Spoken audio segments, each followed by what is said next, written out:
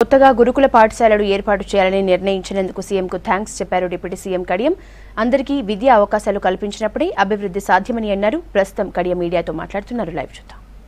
1,60,000 మంది పేద విద్యార్థులకు చదువుకునే ఒక చక్కటి అవకాశము ఈరోజు తెలంగాణ ప్రభుత్వం కేసీఆర్ నాయకత్వంలో కల్పించబోతున్నది అని చెప్పడానికి నిజంగా మాకు చాలా గర్వంగా ఉంది.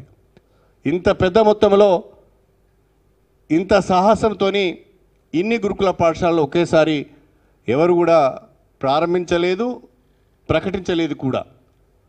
ఇవాళ గౌరవ ముఖ్యమంత్రి గారు నిన్న కూడా చెప్పడం జరిగింది. నేను వారిని ఒకటే ఒక విషయాన్ని రిక్వెస్ట్ చేశాను. సభాముఖంగా వారికి విజ్ఞప్తి చేసింది ఏంటంటే, సార్, చరిత్ర సృష్టించడం అనేది మీ ద్వారానే సాధ్యమవుతుంది. తెలంగాణ రాష్ట్రాన్ని సాధించి చరిత్ర సృష్టించారు. అదేవిధంగా హైదరాబాద్ నడిబొడ్డున డాక్టర్ బిఆర్ అంబేద్కర్ గారి 125వ జయంతి ఉత్సవాలను పురస్కరించుకొని 125 అడుగుల ఎత్తైన కాంస్య విగ్రహాన్ని నెలకొల్పడానికి నిర్ణయం తీసుకొని చరిత్ర సృష్టించారు. ఇప్పటికీ తెలంగాణలో దళిత బిడ్డలందరికీ ఇంకా నాణ్యమైన విద్య అందుబాటులో లేదు. కాబట్టి అదనంగా మీరు రెసిడెన్షియల్ స్కూల్స్ను, జూనియర్ కాలేజెస్ను, డిగ్రీ కాలేజెస్ను కూడా ఏర్పాటు చేయమని చెప్పడం జరిగింది. చాలా సంతోషకరమైన విషయం ఏంటంటే, అనేక సంవత్సరాలుగా డిగ్రీ కళాశాలలు కావాలనే డిమాండ్ బాగా వస్తున్నది. ఎందుకంటే ఇంటర్మీడియట్ తర్వాత ఆడపిల్లలు దూర ప్రాంతాలకు వెళ్ళి చదువుకోలేక వాళ్ళ భద్రత పట్ల ఆందోళన చెందుతున్న తల్లిదండ్రులు వాళ్ళను ఇంటర్మీడియట్ తర్వాత చదువు మాన్పించి పెళ్లిళ్ళు చేస్తున్న సంఘటనలు అనేకము గ్రామాలలో ఉన్నాయి. కానీ ఈరోజు 30 డిగ్రీ కాలేజీలు, 25 డిగ్రీ కళాశాలలు బాలికల కొరకు, 5 డిగ్రీ కళాశాలలు బాలుల కొరకు కూడా దీంట్లో పొందుపరచడం జరిగింది. ఆ రకంగా 5వ తరగతి నుంచి డిగ్రీ వరకు కూడా చదువుకునే ఒక చక్కటి అవకాశాన్ని తెలంగాణ ప్రభుత్వము కల్పించడం జరిగింది. చాలామంది చాలా విషయాలు మాట్లాడుతున్నారు.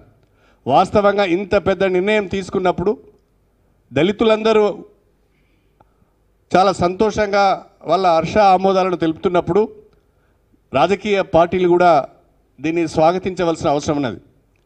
ఇంత మంచి నిర్ణయము, ఇంత పెద్ద నిర్ణయము గతంలో ఎప్పుడు తీసుకోలేదు. ఇక ముందు ఎవరైనా తీసుకుంటారేమో నాకు తెలియదు. కానీ ఇంత చక్కటి నిర్ణయం తీసుకొని దళిత జాతి విద్యావసరాలను దృష్టిలో పెట్టుకొని గౌరవ ముఖ్యమంత్రి గారు ఈ నిర్ణయాన్ని ప్రకటించినందుకు వారికి మరొక్కసారి తెలంగాణ పేద, బడుగు, బలహీన వర్గాల వారి తరఫున దళితుల పక్షాన హృదయపూర్వకమైన కృతజ్ఞతలు, ధన్యవాదాలు మరొకసారి తెలియజేసుకుంటున్నాను.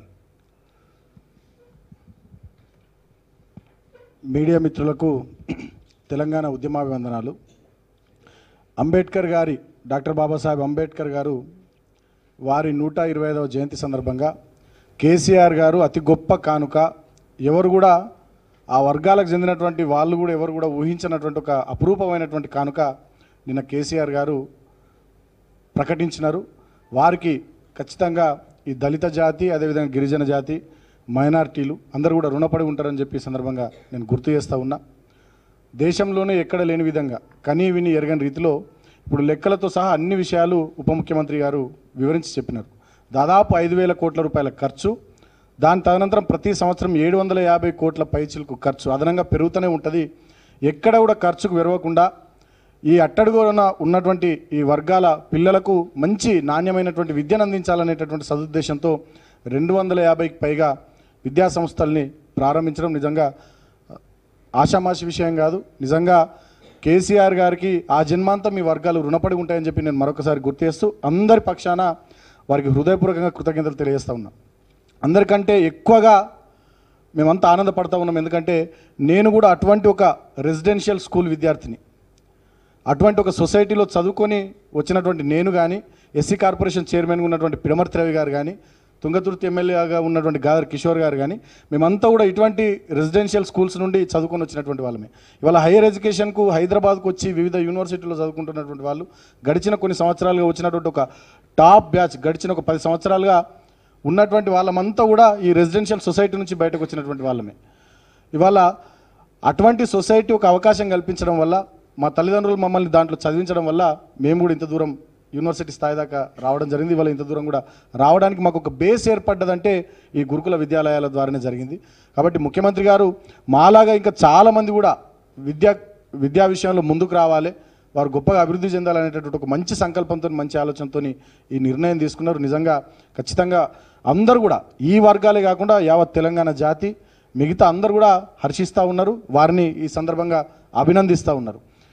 ఈ నిర్ణయమే కాకుండా వారు తీసుకున్నటువంటి ఇంకో గొప్ప నిర్ణయం 125 అడుగుల కాంస్య విగ్రహాన్ని అంబేద్కర్ స్క్వేర్ అక్కడ ట్యాంక్ బండ్ దగ్గర ఏర్పాటు చేయడం అనేటటువంటిది అతి గొప్ప విషయం. అదే కాకుండా లోయర్ ట్యాంక్ బండ్లో అంబేద్కర్ భవన్ స్థానంలో 15 అంతస్తులతో అంబేద్కర్ టవర్స్ నిర్మించడం, అదేవిధంగా దళితుల జీవన విధానం, దళితులు ఎదుర్కొంటున్నటువంటి సమస్యలు, వారికి గతంలో ఏం జరిగింది, ఇంకేం జరగాలి భవిష్యత్తులో అనే విషయాలపైన అధ్యయనం చేయడానికి, రీసెర్చ్ చేయడానికి దళిత్ స్టడీస్ సెంటర్కి దాదాపు 8 నుంచి 10 కోట్ల రూపాయలు ప్రభుత్వమే వెచ్చిస్తూ ఒక భవనాన్ని నిర్మించి ఇచ్చేటటువంటి ప్రయత్నం, దానికి కూడా నిన్న ముఖ్యమంత్రి గారు శంకుస్థాపన చేసినారు. ఈ అన్ని కార్యక్రమాలు నిన్న బాబాసాహెబ్ అంబేద్కర్ గారి జన్మదిన సందర్భంగా వారు చేయడం నిజంగా అందరినీ కూడా చాలా సంతృప్తి పరిచింది. అందరం కూడా ఆనందపడతా ఉన్నాం.